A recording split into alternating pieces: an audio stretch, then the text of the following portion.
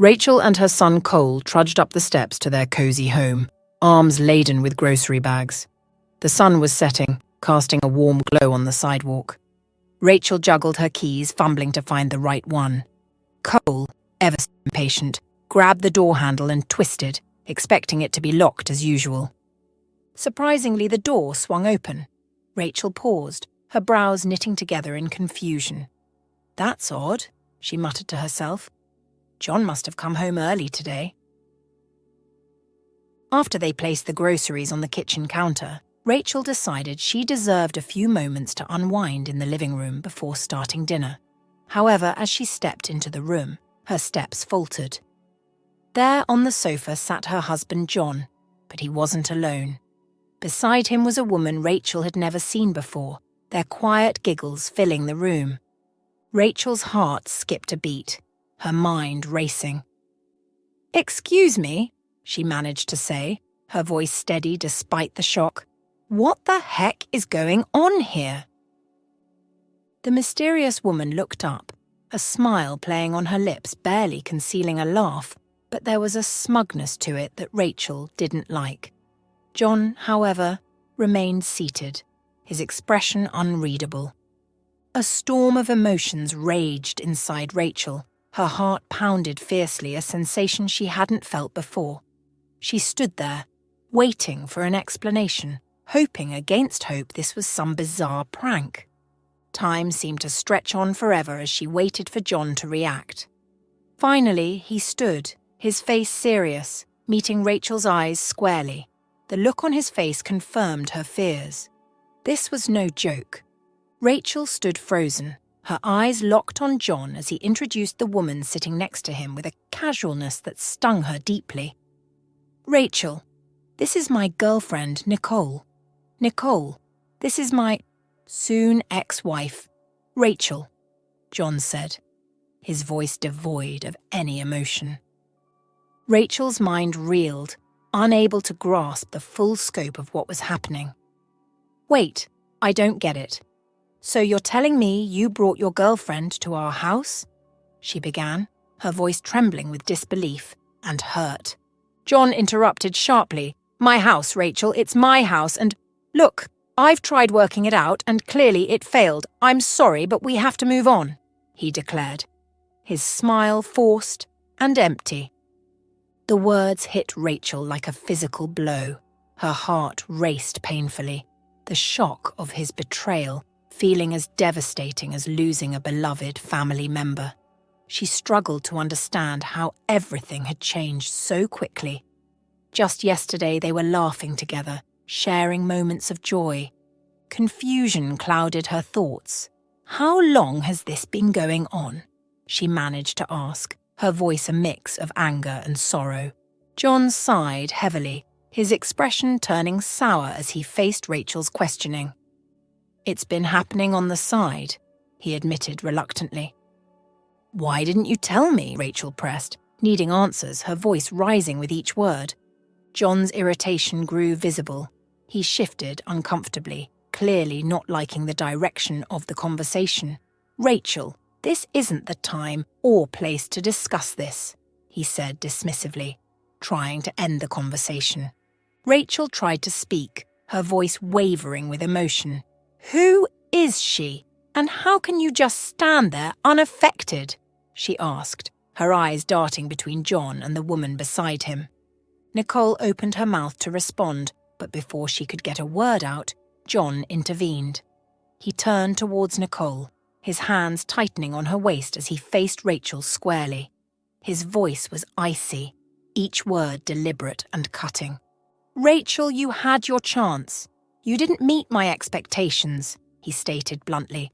"Nicole can provide what I need."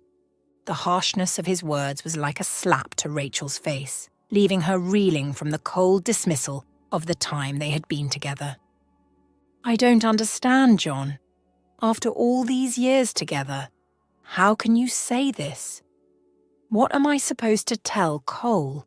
she asked, her voice quivering on the verge of tears. John's response was cold and dismissive. "Tell him whatever you think is best. I'm not his father, Rachel. What kind of question is that?" he snapped, his anger rising. "John, is this really you talking? Can you hear what you're saying?" Rachel pleaded, tears already spilling down her cheeks. John closed his eyes, a gesture of annoyance. "Oh, come on, Rachel. Are you trying to make me feel guilty about Cole now? He's not my blood. He was never going to be my son. How can you be so naive?" he retorted harshly. Rachel stood there sobbing quietly, her head bowed in despair. "I have no interest in your life anymore. Do me a favour, will you?" John paused, glancing past Rachel. Unseen by them until now, 7-year-old Cole had overheard everything. As Rachel turned, she saw her son peeking around the corner. His attempt to smile did little to mask the tears brimming in his eyes. "Baby." Rachel's voice broke as he walked into her arms. "I'm so sorry, baby." John cleared his throat loudly, interrupting the tender moment. "Sorry to cut into your emotional moment, but you need to pack your bags now." Rachel looked up at John through her tears, stunned. "What do you mean, John? We have nowhere else to go. Can't you give us some time?" she implored, her embrace tightening around her son. "This is over, Rachel. If you put in some effort, perhaps you could find a place to go, like that old shack you've inherited." Rachel gasped softly, taking a step back as the gears in her head began to work their way. It became clearer at that point what the man before her was all about. Without a word said, she turned on her heels, holding her son's hand as she made her way to the bedroom that they shared. "Go gather your things, Cole." "Where would we go, Mum?" Cole asked with a smile, but his eyes were in tears. Rachel swallowed, looking away from the boy staring innocently at her. "We will be fine, baby. Just go get your things." As soon as she heard the soft click of the door, she crumbled to the ground. It all looked like a nightmare that she couldn't even wake up from. She lay there sobbing and remembering how it all started. It was hard for her to even remarry after the death of her first husband. No man seemed to come near to treating her right until John came along. It was a warm summer evening, and she was attending a mutual friend's birthday party. She was initially hesitant to go because of Cole, but her friend's persistent nudging finally won her over. He was the first person she spotted as she walked into the garden. He was tall, dark-haired, and had piercing blue eyes that seemed to see right through her. As if he knew she was watching him, he walked up to her, with a smile on his face. John was charming and witty, making her laugh with ease for the first time in a year and a half. She remembered the way her heart skipped a beat when he took her hand, the way his smile made her feel like she was home to him. They danced under the stars that evening, swaying gently to the music as their eyes were locked on each other. It was as if time stood still, and all that mattered was two of them. As the night drew to a close, he walked her over to her car. Having exchanged numbers, he later asked her on a proper date. She remembered feeling like she was walking on air. However, that didn't last for long as she realized that she never told him about her son. After 2 dates, she garnered up courage and told him everything about herself, including her son and her inheritance. Looking back now, she knew that she should have been careful when he was quick to dismiss those things, saying that he only loved her. She brushed off everything that was glaring, trying to convince herself that the love that they shared was wonderful. Until the day that they went to check the house that she inherited from her father. She couldn't help but remember how disgusted he looked when they got there. It wasn't what they both expected at all, but he looked more heartbroken and annoyed at the same time. It was the same man that was so caring and kind to her that now held a woman in his hands. Their laughter made its way up to their room, breaking her heart more. Never would she have thought that all her now ex-husband wanted was her inheritance. Everything he did was just a complete lie. "How did I not realize this before?" she whimpered, trying to get to her feet. She couldn't take all that was happening anymore, so she needed to do what was asked of her. Rachel's memories turned to bitter resentment as she stormed into her bedroom, yanking open the closet door with a force that sent hangers clattering to the floor. She began to toss clothes into a suitcase angrily. She couldn't believe she had wasted years on John's lies and deceit. As she packed, her head raced with all the signs she had ignored, all the time she had made excuses for his behaviour. Her anger and hurt boiled over, manifesting in the fierce way she crammed clothes into the bag, as if trying to squeeze out all the pain and betrayal. Just as she was about to zip the suitcase shut, a small voice interrupted her tumultuous thoughts. "Mum?" Cole's hesitant tone broke through her fury, and she turned to see her son standing in the doorway, his backpack slung over his shoulder and another suitcase just by him. "It's all right, baby, I'm all ready." She closed her suitcase shut, moving it towards the door. They made it out of the house, and it took all of her willpower not to look back. Rachel pulled out of the driveway, leaving behind the home that she and Cole had spent 4 years in. The silence in the car continued to increase, punctuated only by Cole's occasional sniffle. Her heart ached knowing that her son was hurting as much as she was, and she couldn't do anything to make it go away. "Mum, are we never coming back home?" Cole asked finally, trembling slightly. Rachel took a deep breath, trying to find the right words. "John and I are having some problems, buddy. We need to get away for a bit." She paused, collecting her thoughts. "He wasn't being honest with us, Cole. He was hurting us both, and it was best of us to leave." "Is it because of her?" His eyes narrowed as he looked at her through the mirror. She noticed that his face was already pale as her heart skipped a beat. "Yes, sweetie, it is," she whispered softly. "But we'll get through together, okay? We'll make a better life, just the two of us." As they drove through the streets, she began to point out to the other houses in the new area that they were moving to, all in a bid to get her son to speak again. "Do you remember the place that I told you that your grandfather left us?" Cole merely nodded, looking out the window. "That's where we would be staying. It's going to be fun." Not so long after that, the house that John referred to as an old shack came into view. Rachel knew that it wasn't much, but it was a very good place to start over, a place to heal. She pulled into the driveway, turning off the engine. "We're here, buddy." She stamped a smile on her face. "Let's go inside and take care of the place. What do you think? I've ordered chicken and chips too." It was then Cole looked her straight in the eye, as if scrutinizing her and her emotions. "My favourite," he merely said as he made his way out of the car, walking up the steps. Rachel knew that her son wanted to say more but decided not to. He was so much like his father in many ways, and for the first time that day, she was grateful that Cole wasn't John's biological son.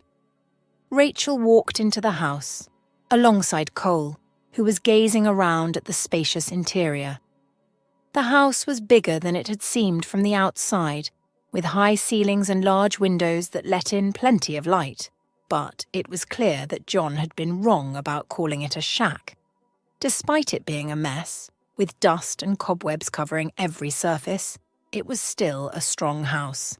"Well, buddy, it looks like we've got our work cut out for us," Rachel sighed, rolling up her sleeves. Cole nodded, still looking around. "Let me check the attic for what we would use. There should be a vacuum cleaner somewhere." "Just be careful, buddy," she called out, watching him make his way up to the attic. He emerged back into the living room less than 5 minutes later. Together, they began to clean the house from top to bottom. They dusted and vacuumed, scrubbed the floors and wiped down the counters. Rachel showed Cole how to use a mop and how to clean the windows until they sparkled. As they worked, the house began to transform. The dust and dirt disappeared, revealing the real beauty of the house. The hardwood floors that were once so dusty shone brightly, just as the windows sparkled. It all changed the overall look of the house. Rachel and Cole continued to work tirelessly, taking breaks only to eat and rest. But as the hours passed, their hard work paid off. The house began to feel like home, little by little. As they finished up the last of the cleaning, Rachel turned to her son with a smile. "You know, kiddo, I think we make a pretty good team." Just as Cole was about to reply, she saw the twitch in his eyes and the way his hands trembled. The sitting room, though sparkling clean, was devoid of any form of warmth. Rachel's eyes scanned the room, landing on the old stove in the corner. She remembered seeing some discarded wood planks in the backyard and decided to try and use them for firewood. But as she struggled to break them into smaller pieces, she realized it wasn't going to be easy. "Why don't we go see if we can get an axe from our neighbors?" She held her hands tightly, trying to keep herself warm like her son was also trying to do. "What if we aren't welcomed?" Cole asked the very question on her mind. She smiled, holding him by the hand, and strode out of the house. They made their way to the neighbor's house, hoping against hope that they might have an axe or something she could use. The house just next to them seemed to be just as quiet as theirs before they came in. Rachel really hoped that the people here would be kind-hearted to help them out. Cole has seen enough heart-wrenching things just in a day. She wasn't ready for that to still continue. They stood before the door of the big house, painted in a beautiful shade of ash. Sucking up courage, she finally knocked on the door, awaiting someone to respond, but seconds flew by and no one answered. Cole shared a glance with his mother before knocking again, a bit more louder this time. However, nothing changed at all. Rachel was about to knock again when the door slowly creaked open, revealing an old woman. "Can I help you, dear?" the woman asked, her eyes first on Rachel before her gaze settled on Cole. The woman smiled warmly, waiting for the lady before her to give her a reply. "I'm sorry for disturbing you at this time. We just moved to this house and we are in dire need of an axe." The woman slowly shook her head. "I don't have any. But come in. Don't stand out here in the cold. You'd freeze to death." The woman stepped aside, revealing a cozy living room behind her. Rachel hesitated, not feeling so comfortable about just entering a stranger's house. But Cole's shivering firm beside her made her think again. She couldn't just let him suffer in the cold. Even if she could take in the cold, he couldn't. With a quiet nod, she held Cole's hand and entered the woman's house.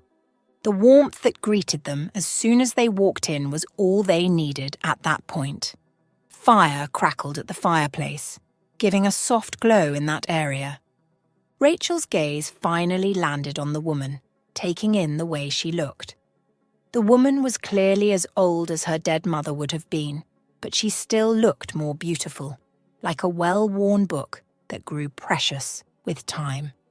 Overall, her frame was sturdier than anyone she has seen her age. The house was just as beautiful as the woman. The walls were decorated with hand-drawn characters that Rachel suspected to be drawn by a little child. Taking a quick sniff, she could swear that the woman was baking something. Rachel felt a pang of envy, wishing her home could be as welcoming. As they settled by the fireside, the woman handed them cups. Hers was filled with steaming tea, and Cole's was hot chocolate, his favourite. "I'm Elaine. I didn't get your name earlier." Rachel gasped, a bit embarrassed. "Forgive my manners. I'm Rachel and this is my son, Cole." She took a glance at her son, who was busy with his hot chocolate. "Ah, you must be quite cautious, Rachel. Don't worry, I don't bite." Rachel's cheeks flushed, but she didn't deny it. Elaine leaned forward. "Tell me, what brings you to this old house? I thought it was abandoned after no one came to check on it." Her gaze dropped as she sipped the tea. It wasn't abandoned. She said nothing more, even though she perceived that Elaine wanted to hear more. "Ah, I see. Well, it's clear you're not just passing through. You're staying, at least for a little while." Rachel nodded, feeling a sense of relief wash over her. She was beginning to think that Elaine would press on with the questions. However, there was something about Elaine that put her at ease, despite her initial reservations. Her mind wandered to the scenes that happened earlier that day, and she couldn't help but wonder what John was doing now. What she was sure about, though, was that he wasn't in the same situation as they were. He was probably in bed with the new chick he used to replace her. She couldn't help the sad smile that formed on her face. It was far better than crying again. She didn't notice Elara's attempts to get her attention, too caught up in her own thoughts. It wasn't until Elaine's gentle touch on her arm that she snapped back to reality. "Rachel, dear, I was calling your name," Elaine smiled softly. "I have spare rooms upstairs and you're both welcome to stay the night.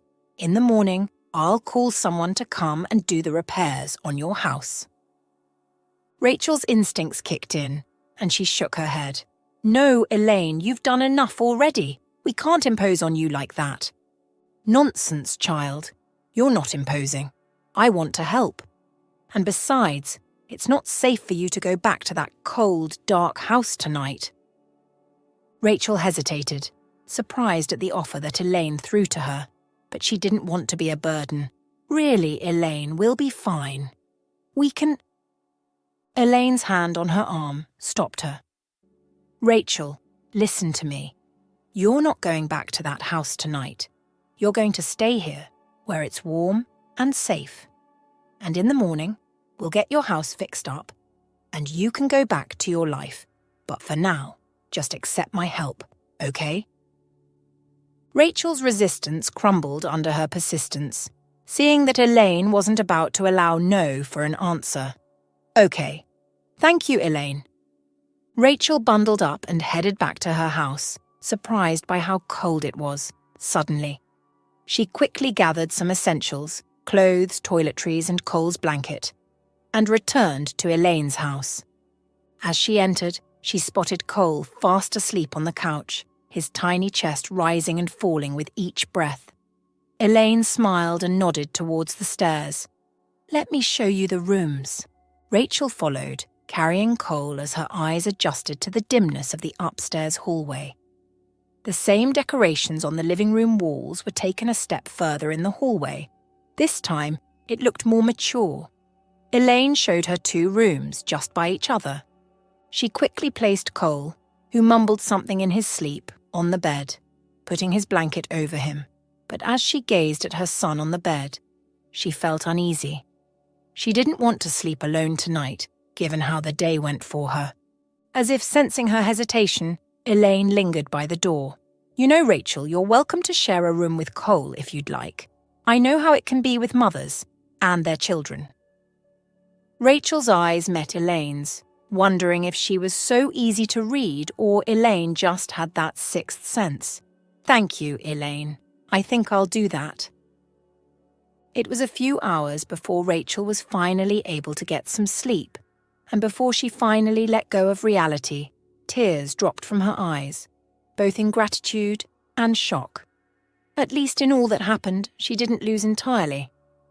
The next day, Rachel stood in the cold and poorly lit room, watching as Elaine's son Kevin examined the ancient furnace. His rugged features seemed chiseled from granite. His jawline was sharp and unyielding. His eyes, she noticed, were mostly a deep shade of blue, concentrating on the metal beast before him. Initially, she mistook him for the handyman, not until Elaine introduced him as her son and the person who would handle her repairs. Elaine also mentioned something about him being a firefighter. The furnace was a hulking mass of dust and decay because it had been dormant for a very long while. There were cobwebs all around it, alongside a thick layer of dust. Rachel wondered how it had managed to function at all. "This thing's a relic. I'm surprised it didn't blow the whole house to kingdom come. Thank heavens that my mother had no axe," Kevin said. Rachel, who was standing by his side, felt defensive all of a sudden. "Hey, it's not that bad. It just needs a little TLC. TLC, this thing needs a miracle or a wrecking ball." He grunted, shaking his head. "Well, It's not like I had a choice. It came with the house." Kevin snorted, causing her to want to shout in frustration. Yeah, well, the previous owner probably wanted to get rid of it, along with the rest of this dump. Hey, this house has character, and it's not a dump. Her eyes bored deep into the back of his head. If looks could kill, he would have been gone a long time. Character? You mean like the leaky roof and the creaky floors? Yeah, real charming. Elaine cleared her throat loudly, interrupting the duo. Kevin, dear, that's enough. Rachel, why don't you go help me with some lunch?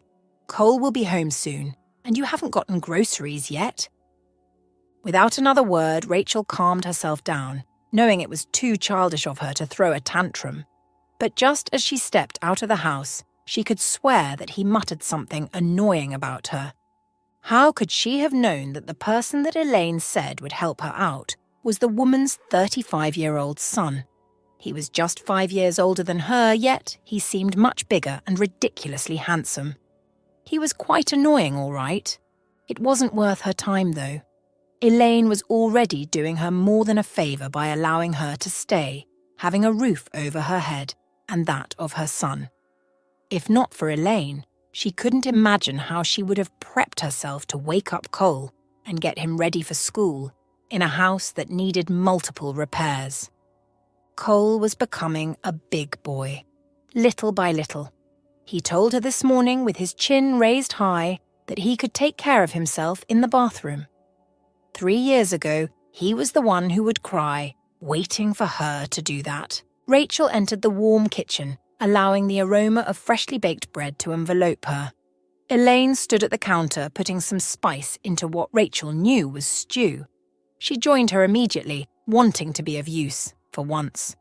"I grew up an only child, Rachel," Elaine started to say as she turned to the window side, where she could comfortably see Rachel's house from. "My parents were older, and they lavished all their love and attention on me. But sometimes I felt so lonely. I longed for a sibling to share my secrets with, to play with, to fight with." Rachel's hands paused, wondering what prompted Elaine to start talking about her childhood out of the blue. But then I met my husband, and he became my everything. We had Kevin, and our little family was complete. Or so we thought. We wanted more children, but life had other plans. My husband passed away and I was left alone with only Kevin to care for. It broke my heart, Rachel, to think that I'd never get to experience the joy of motherhood again. Rachel could relate a bit to what Elaine was saying. "I'm so sorry about that." "Oh, it's nothing.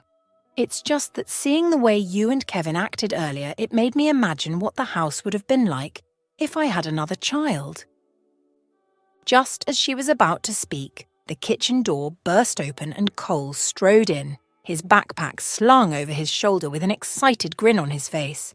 "Hey, Mom, guess what? We did a science experiment today and it was so cool. We made a volcano erupt. And then in gym class, I scored a goal. Oh, and I forgot to tell you, I got an A on my math test." Elaine's face lit up immediately and she enveloped Cole in a hug. "That's amazing, sweetie. I'm so proud of you." Kevin walked into the kitchen at that point as his nose twitched from him sniffing the air. He let out a sigh before his eyes landed on the bit whose eyes were fixated on him. A small smile played on his lips as he approached him. "Hey, little man." Cole's eyes widened slowly as he took in Kevin's imposing figure. "Whoa, you are huge." "Yeah, I get that a lot," Kevin chuckled, shrugging at his statement.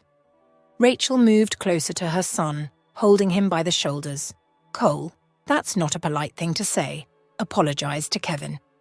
Cole's face flushed, and he looked down at his feet. "Sorry, Kevin." "No worries, little man. I'm used to it." Rachel smiled, her eyes meeting Kevin's in a brief moment of understanding. "Well, let's get some lunch, shall we? Cole, why don't you go wash your hands and we'll get started?" As Cole scampered off, Rachel turned to Kevin, apologetic. Sorry about that. He can be a bit enthusiastic sometimes. Like I said, I'm used to it. Kids are always curious about the big, scary firefighter. Rachel merely smiled, seeing him in another light. The next few weeks were as fast as one would see lightning in the sky. She did her best to keep herself busy when Cole wasn't around her. Elaine had also kept her company on multiple occasions. One of those days, she broke down in tears, remembering what her ex-husband did to her. But Elaine simply held her, not asking questions. The words were on the tip of her mouth, about to spill to Elaine that her cheating ex-husband just served her divorce papers. Those words were never spilled, and Elaine didn't ask about it, even days after. She grabbed the dishes that she had borrowed from Elaine and headed out the door, making a mental note to also buy new cookware for the kitchen. Cole would be back soon, so she needed to do this as fast as she could. Just as she locked the door and turned, she noticed an exotic car pull up at Elaine's gate. A young girl, looking younger than Cole, hopped out of the car and eagerly waved goodbye to the driver before skipping into the house. Rachel was more curious when Kevin appeared out of nowhere, standing by the gate, as if waiting for the driver to notice him. It was then that a stunning woman with long, dark, silky hair made her way out of the car, looking a bit flushed. Kevin and the woman began to speak to each other in low tones. From the creases on Kevin's forehead, she suspected that they were having an argument, but she was far away to make out what they were saying. Not that it was any of her business. The man did his best to annoy her each time he saw her. Feeling like an intruder, she hesitated, unsure whether to stay back and return the dishes later or go on. Just then, the woman stormed off, leaving Kevin standing alone by the gate, his eyes still fixed on the car as it drove away. Kevin put his hands through his hair in frustration. As he turned to go back into the house, his eyes met with hers immediately, before he finally nodded and went into the house. Rachel didn't need anyone to tell her to postpone giving Elaine the dishes until next time. She wondered why Kevin's eyes flashed anger at her. It felt more raw than anger itself. 2 days later, Rachel couldn't avoid going to Elaine's place anymore. Cole had come bearing questions from Elaine, who he now saw as his own grandmother. She knocked twice before the door opened, and the little girl she saw earlier that week stood before her, smiling. "Hi, I'm Anna." Rachel couldn't help the smile that spread across her face. It was then she saw that Elaine was behind Anna. "I haven't seen you in a while. This is Anna, Kevin's daughter." Her smile froze as she processed the introduction Elaine just gave. Kevin's daughter. She hadn't expected that. That explained the uncanny resemblance between Kevin and his daughter. She had thought him to be mostly gruff and annoying, but now, realizing that he has a child, made her think him to be a softie. "Kevin's daughter," she blurted out as she stepped into the house, walking to the kitchen to place the dishes there. "That's right, my mini-me." Rachel turned to see Kevin standing in the doorway, looking at her amusingly. He was leaning against the frame with his arms crossed. "Wow, I didn't know you were a father." She looked away from his gaze. Kevin raised an eyebrow. "Yeah, well, I'm full of surprises."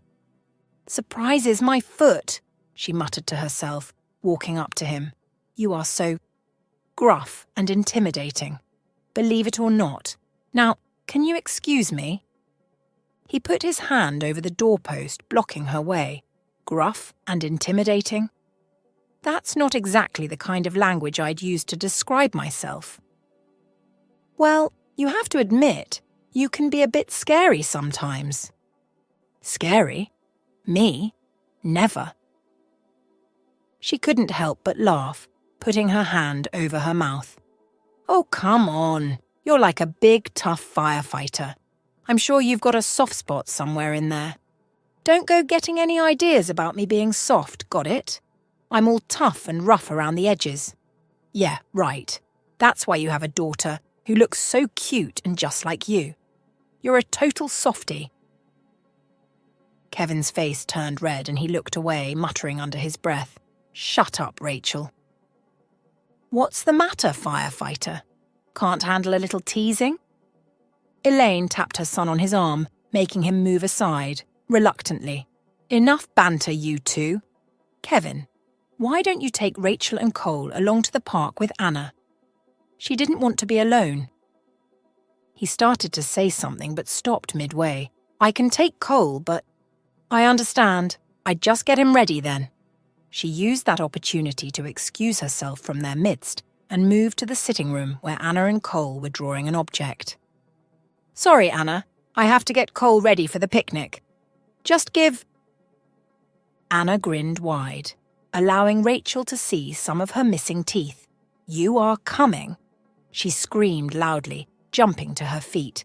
"Rachel, I'm sorry. I didn't mean it that way." Holding Cole's hand, she smiled. "I know. I have other things to attend to while you guys are gone. Can you come with us, please? I know we started off quite roughly, but I really want to make it up to you." Kevin looked miserable enough for Rachel to have second thoughts. She wasn't really offended earlier by his words. It was only that he was quick to dismiss her not being there, which was no problem. "Are you sure you aren't doing all these because you can't handle two energetic and hyperactive kids all on your own?" She put her free hand on her waist, giving him a look. Kevin chuckled, low at first before it became louder. "I'd take that as a yes." The children screamed, excited. As Rachel climbed into the truck an hour later, she couldn't help but think about her ex-husband. He never would have taken the time to plan a picnic or play with the kids like Kevin was doing. She felt a bit sick in her stomach as she thought about everything that happened. She wasn't bothered much about it anymore. Months had passed and her son was now settled in school. Cole was really matured because he understood well what happened at the house. "Earth to Rachel," Kevin snapped his fingers, breaking into her thoughts. Rachel started looking over at him. "Oh, sorry, my mind was just somewhere else," she laughed awkwardly. Kevin raised an eyebrow, giving her a glance as he drove. "Everything okay? You looked a million miles away." Rachel hesitated, unsure if she should share her thoughts. "I'll tell you later when the kids aren't around." Kevin nodded gingerly, like she had just told him she'd give him the world. "Okay, deal." He turned on the music, and Rachel's eyes widened as she recognized the opening notes of Sweet Serenade by the band, Switchfoot. She couldn't help but squeal in excitement. "Oh my gosh, I love this song," she exclaimed. "I've seen them in concert like 5 times. I'm a total fangirl." "Who would have thought?" Rachel grinned, feeling a little self-conscious. "I used to play their CDs on repeat and dream about meeting John Foreman. I even had a Switchfoot poster on my bedroom wall." "Well, I'm glad I could bring back some fond memories for you." As the music continued to play, Rachel found herself feeling more and more at ease. She glanced over at Kevin, who was watching her with a warm smile.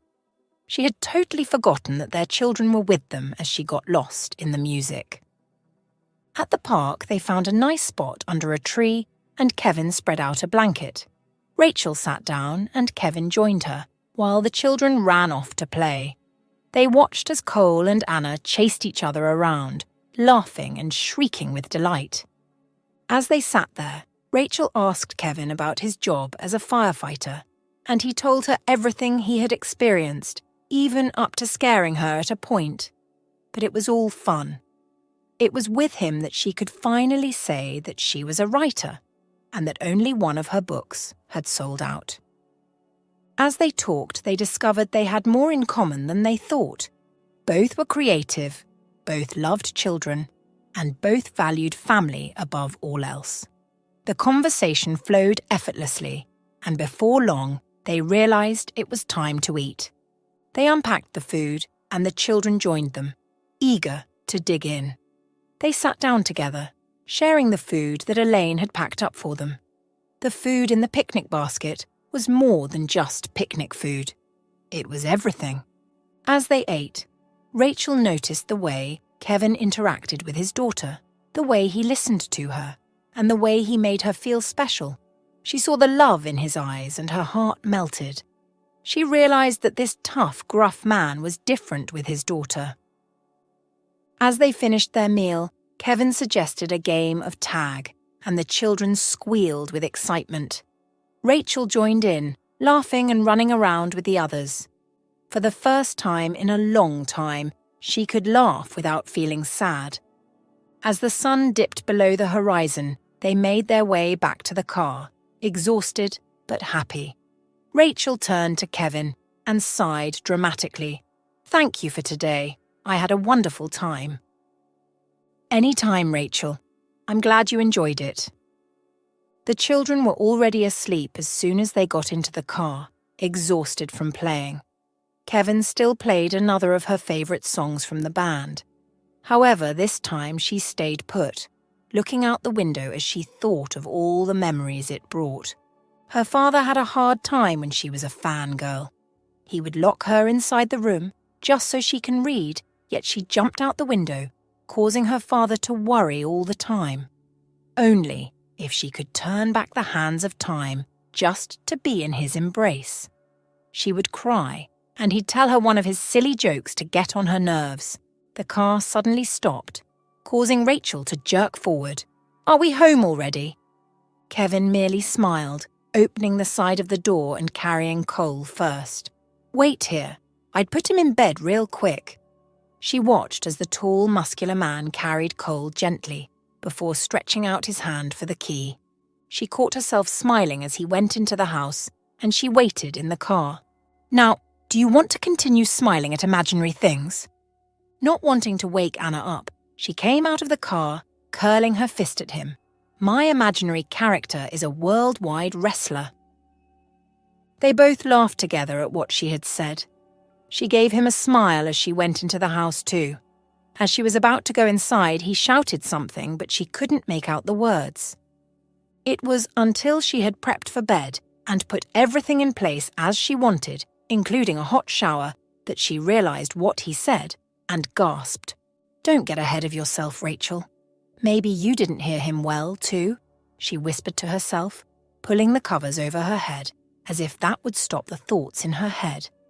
It wasn't until her eyes closed, about to surrender to sleep, that she smiled, because Kevin had told her that she looked more beautiful. The following months came with frequent picnics and birthday parties, but Kevin didn't repeat what he had said that night, and she didn't bother to ask. It was of no use. One Thursday evening, she decided to drop by Elaine's place to catch up. She knocked on the door, but there was no answer. She tried calling out, "Elaine, are you there?" But only silence replied. Rachel's heart began to race as she tried the door handle and found it unlocked. She pushed open the door and called Elaine, hoping that no one broke into the house. She pulled out her phone and dialed Elaine's number. "Elaine, where are you? I'm at your house and no one's here," she rapped, trying to sound calm. Elaine's response was a sob. "Rachel, we're at St. Michael's Hospital. Anna, she's so sick." "What's happening? How sick is she?" Elaine's crying grew louder. "She needs a kidney transplant.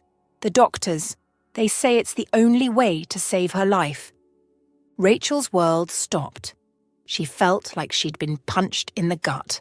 "I'm on my way." She immediately ran out of Elaine's house to her house, instructing Cole to stay home as she rushed to her car.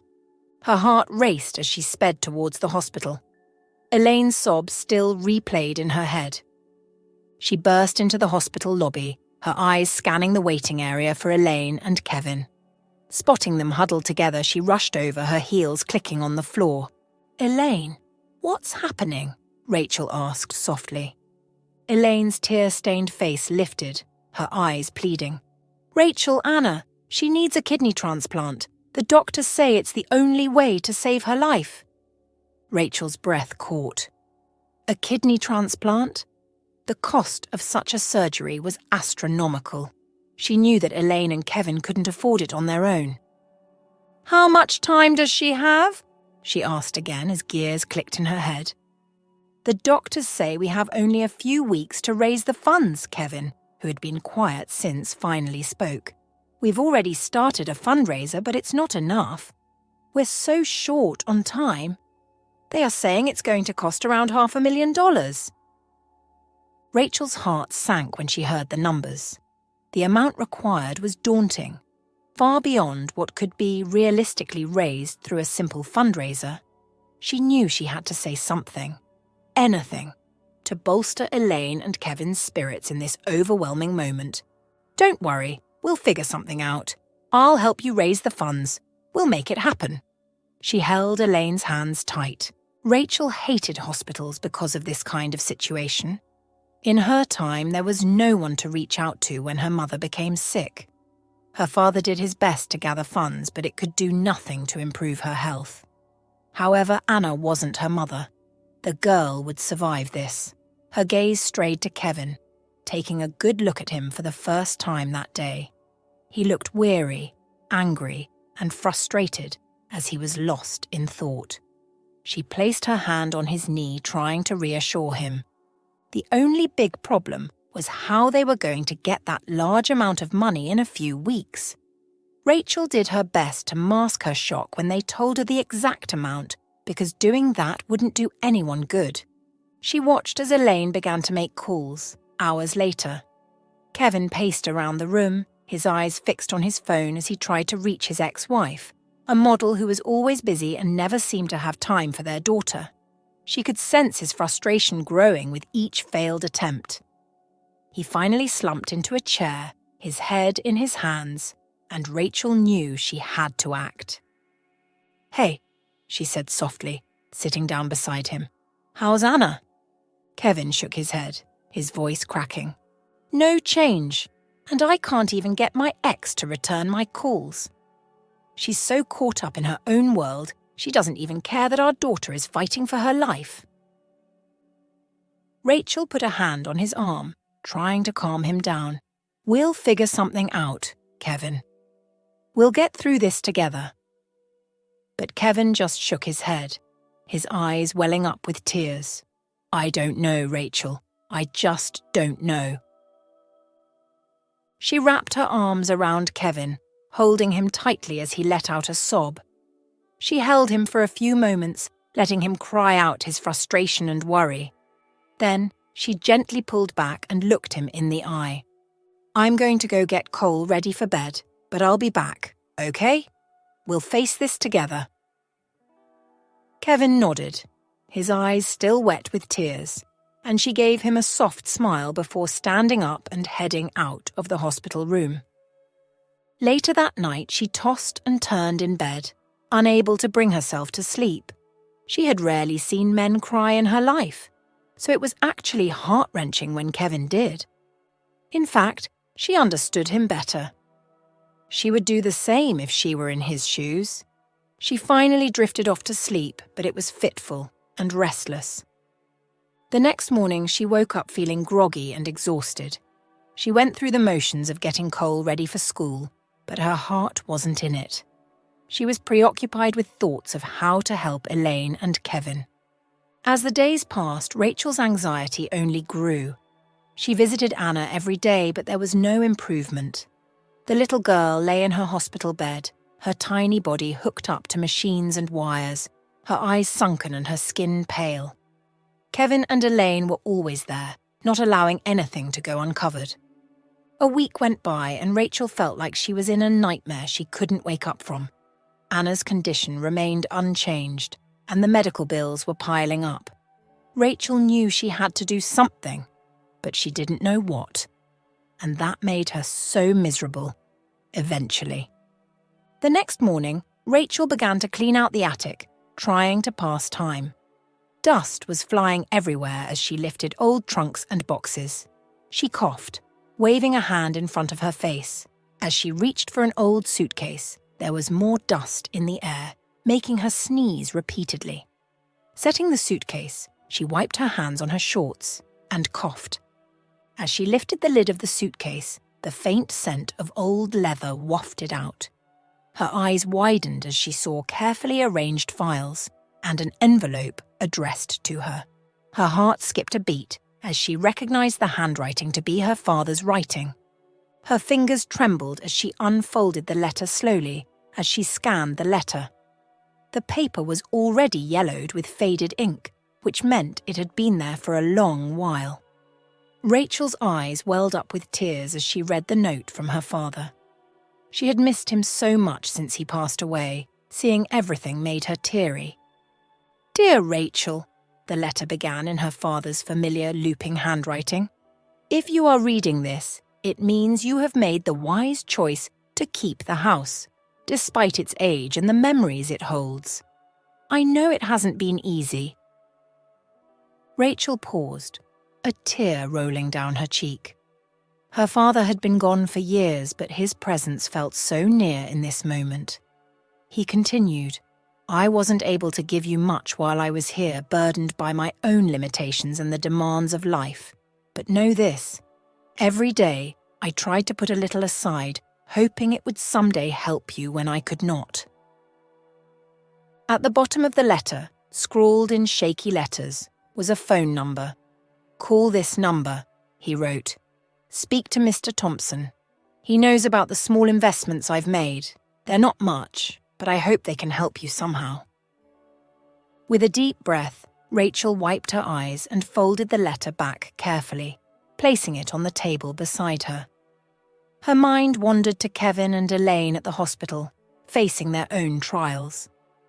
The bond of family felt stronger than ever, a thread weaving through their separate struggles, pulling them together in spirit, if not in presence. Gathering her resolve, Rachel picked up the phone and dialed the number. "Hello?" Rachel introduced herself, her voice a mix of nerves and anticipation. There was a brief pause on the line, a heavy, thoughtful sigh. "I've been expecting your call, Rachel. Your father told me you'd reach out eventually. He spoke of you often, with such pride and hope." Their conversation meandered through the lanes of casual updates. But as the pleasantries waned, a subtle shift overtook Mr. Thompson's demeanour. His voice, previously buoyant with reminiscence, adopted a gravitas that piqued Rachel's attention. "Rachel, you might be wondering who I am or how I knew your father?" Mr. Thompson took a deep breath. "I knew him from a day that could have ended tragically for my family. My son, he nearly drowned in the lake." Rachel's hand went to her mouth, her eyes widening with shock. "It was a dreadful day," Mr. Thompson continued, "but your father was there. He saved my boy's life. I offered him anything, ready to repay him. But he was a humble man, your father. He refused any material compensation. I had been in finance all my life, and though your father wouldn't take money, he let me help him manage what little he chose to invest." He paused, ensuring Rachel was following along. "Your father sent small amounts whenever he could. Over the decades, I've managed those investments. I did my best to ensure they yielded the best returns." Rachel listened, each word weaving a new layer of understanding about the man her father was and the legacy he left behind. "Did you see the papers in the envelope?" Mr. Thompson's voice brought her back to the present. Rachel nodded, remembering the thick envelope she had yet to fully examine. "They're all in your name. Stocks, bonds, other investments." Mr. Thompson's eyes twinkled with a hint of pride. "You might want to call your financial advisor to confirm, but last I checked, you are a millionaire." Rachel's hands trembled slightly as she processed the magnitude of Mr. Thompson's words. A mix of gratitude and wonder washed over her as she realized the depth of her father's foresight and Mr. Thompson's loyalty. "Thank you," she managed to say, her voice thick with emotion. I had no idea." As they continued to talk, Rachel felt a profound connection to her past knit together with the unexpected possibilities of her future, all thanks to two men from different worlds bound by a moment of crisis and a lifetime of gratitude. The first thing that was on her mind as soon as she knew that she had that money was Anna's treatment. The plan to clean the attic was long forgotten already, as she rushed down from the attic and grabbed her keys, not even minding to change her clothes. Her heart raced as she rushed to the hospital, the news burning a hole in her pocket. She couldn't wait to share it with Kevin and Elaine. Anna's treatment was no longer a financial burden. Her father had taken care of it from beyond the grave. Rachel burst through the hospital doors, her determination palpable. "I'm here to help with the treatment costs," she declared without hesitation. Elaine and Kevin were sitting in the waiting area. Kevin, looking worn from worry, gave her a weak smile. "That's really kind of you, Rachel, but you don't have to. Actually, I'm going to cover everything." Kevin's expression shifted to one of confusion, his eyebrows knitting together. "Everything?" he echoed, clearly puzzled. Rachel laughed lightly, the sound echoing slightly in the busy hospital corridor. "Yes, everything. Let me explain," she said, her eyes twinkling with excitement. "This afternoon, while I was cleaning out the attic, I found something incredible." Kevin, still lost in his own concerns, seemed not to grasp her meaning. He blinked, the stress lines around his eyes deepening. "I discovered that I'm a millionaire now," Rachel continued, her voice filled with a mixture of amazement and joy. At that revelation, Kevin's eyes widened dramatically, a mix of shock and disbelief washing over his face. "A millionaire?" he stammered, his voice a mixture of doubt and hope. "Yes," Rachel confirmed, nodding enthusiastically. "Thanks to some investments my father made a long time ago. I can afford this, Kevin. I want to help." Kevin's initial skepticism slowly transformed into relief, his body visibly relaxing as the weight of financial worries began to lift. I don't even know what to say, Rachel.